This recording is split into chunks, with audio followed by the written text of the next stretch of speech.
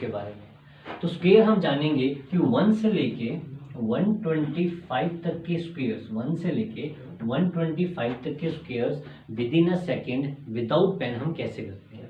तो हम स्टार्ट करते हैं। अगर हम बात करें 1 से लेके 25 तक के स्क्वायर्स की, 1 से लेके 25 तक के स्क्वायर्स की, ये नॉर्मली आप सबने पढ़े होते हैं। तो अगर आपको 1 से लेके 125 तक के स्क्वायर्स की नॉलेज है तो मान लीजिए आपको 1 से लेके 125 तक के स्क्वायर्स आ जाएंगे।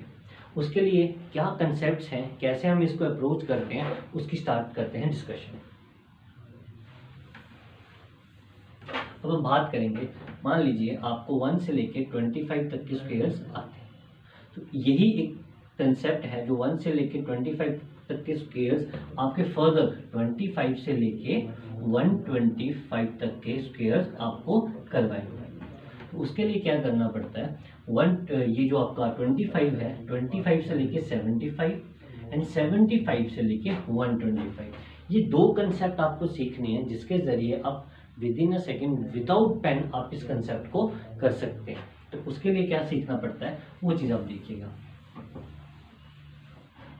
मान लीजिए आपको कोई भी नंबर 25 से लेके 75 के बीच में बिलोंग करता है जिसका आपको स्क्वायर पूछा गया। तो मान लीजिए हम एक एग्जांपल लेते हैं, आपको पूछा गया 57 का स्क्वायर, किसका स्क्वायर पूछा गया 57 का। ये जो 57 है आप देख रहे हैं ये नंबर 25 और 75 के बीच में बिलोंग करता है। 57 जो जिसका स्क्वायर पूछा गया वो नंबर 25 एंड 75 के बीच में बिलोंग करता है। तो कोई भी नंबर जिसका स्क्वायर 25 और 75 के बीच में बिलोंग करेगा उसका हम आंसर कैसे निकालते हैं। उसके लिए आपको दो चीज़ें याद रखनी पड़ती है, एक आपको याद रखना 50, एक आपको याद रखना है 25। ये सीखने का तरीका, करने का तरीका अलग होता है। इसको अगर हम सीख लेंगे तो आप इसको जब करेंगे तो विद इन अ सेकेंड आप इसका आंसर निकाल सकते हैं। तो आपके सामने 50 एक बेस की तरह इसको यूज़ करते हैं, 50 को हम एक बेस की तरह यूज़ करते हैं।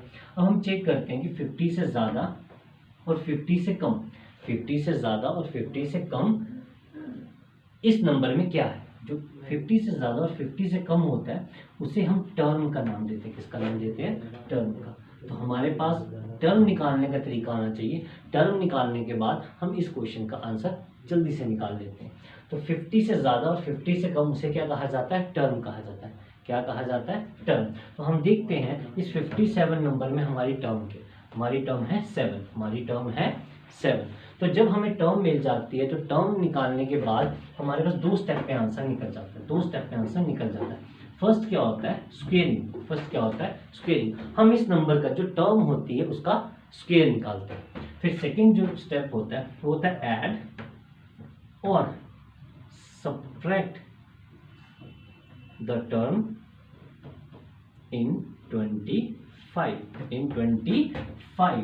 पहला स्टेप क्या होता है? जिस नंबर का हमें स्क्वायर पूछा गया उसकी हम टर्म निकालेंगे। 50 से कितना ज़्यादा और कितना कम उसे हम टर्म कहते हैं। तो इसमें टर्म कितनी आ गई? 7। सबसे पहला स्टेप क्या होगा?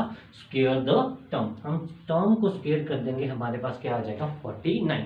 फिर उसी टर्म को सेकंड स्टेप के ऊपर चलते हैं। उसी टर्म को ऐड और सब्ट्रैक्ट द टर्म इन 25।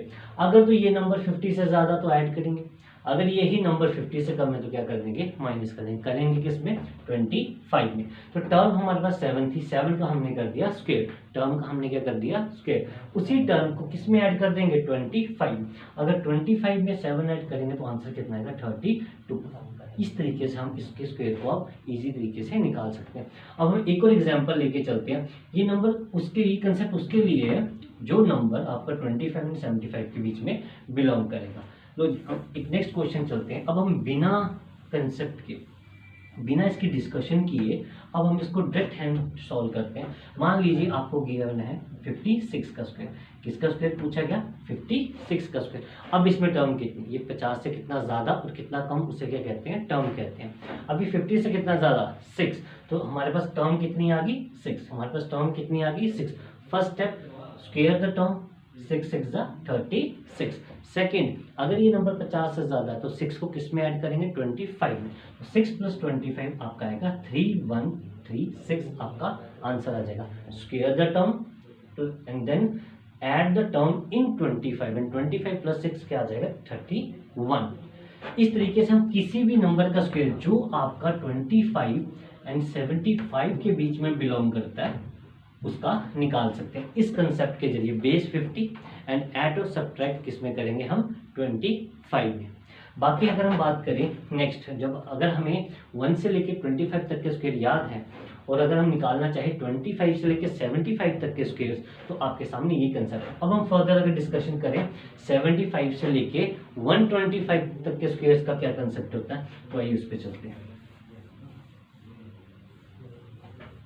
अब मान लीजिए हमें पूछा गया 107 का स्क्वायर। किसका स्क्वायर पूछा गया? 107, 107 का स्क्वायर पूछा गया। तो ये नंबर 75 एंड 125 के बीच में बिलोंग करता है। 75 एंड 125 के बीच में क्या करता है? बिलोंग करता है। अब इसका स्क्वायर निकालने का क्या तरीका होता है? 107 का स्क्वायर निकालने का क्या तरीका होता है? ये नंबर किसके बीच में बिलोंग करता है? 75 एंड 125। जैसे हमने 25 एंड 75 में बेस लिया था 50, वैसे ही हम इसमें बेस लेंगे 100 और वहाँ पे ऐड और सब्ट्रैक्ट किसमें किया था?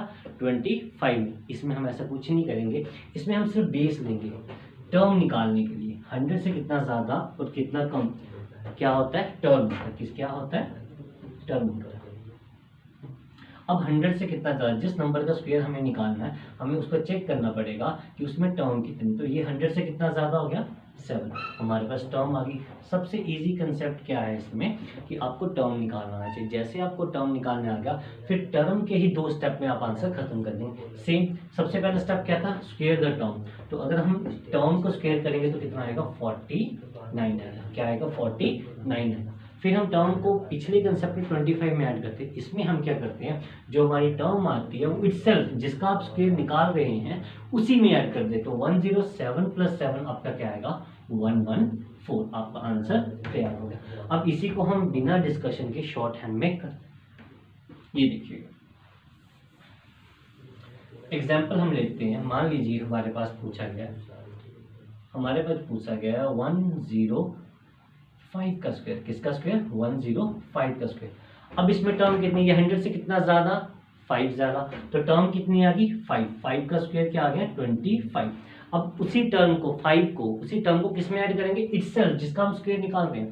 तो 105 + 5 कितना आ जाएगा? 110। तो 11025 आपका क्या आ जाएगा? आंसर आ जाएगा। अब ये तो 100 से ज्यादा थे और लास्ट में हमने क्या किया? 50 से ज्यादा। इसका हम क्या करते हैं, एक हम लेते हैं जो 50 से नीचे होगा और 100 से क्या होगा? नीचे। हम एक 50 से कम और एक 100 से कम लेके चलते हैं। हम पहले चलेंगे 100 से कम लेके। अब 100 से कम लेके चलते एग्जांपल लेते हैं। जैसे हमें पूछा गया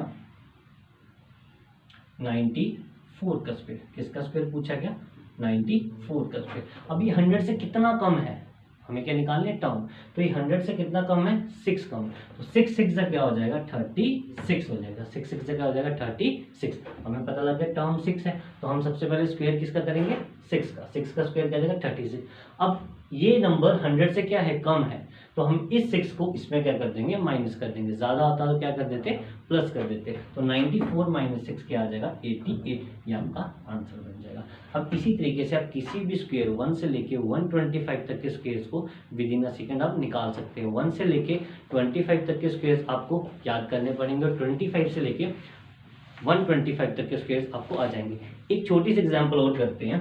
अब हम बेस लेते हैं, बेस 50 के अकॉर्डिंग लेके चलते हैं। मतलब कोई भी नंबर जो 25 एंड 75 के बीच में बिलोंग करेगा और 50 से नीचे होगा। मान लेते हैं हमने 42 का स्क्वायर पूछा। किसका स्क्वायर पूछ लिया? 42 का। तो 42 में सबसे पहले क्या निकालना पड़ेगा? 50 से कितना ज्यादा है, कितना कम। अब 50 से कितना ज्यादा और कितना कम? ये 50 से कितना कम है? कितना कम है? 8। तो हमारे पास टर्म कितनी आ गई? 8। तो अगर हम 8 का स्क्वायर करें तो कितना आ जाएगा? 64। अब इस 8 को क्या करते थे? 25 में ज्यादा होता तो ऐड करते हैं, कम होता तो क्या करते हैं? माइनस। तो 25 - 8 हमारे पास कितना आ जाएगा? 17। तो आपका आंसर क्या आ जाएगा? 1764। बस इसी तरीके से हम इसकी आगे नेक्स्ट क्लास में हम क्या करेंगे, और कंसेप्ट्स को लेके आएंगे जिसमें आपका विदाउट पेन और विद इन अ सेकेंड आप इसका आंसर निकाल सकते हैं। Thank you.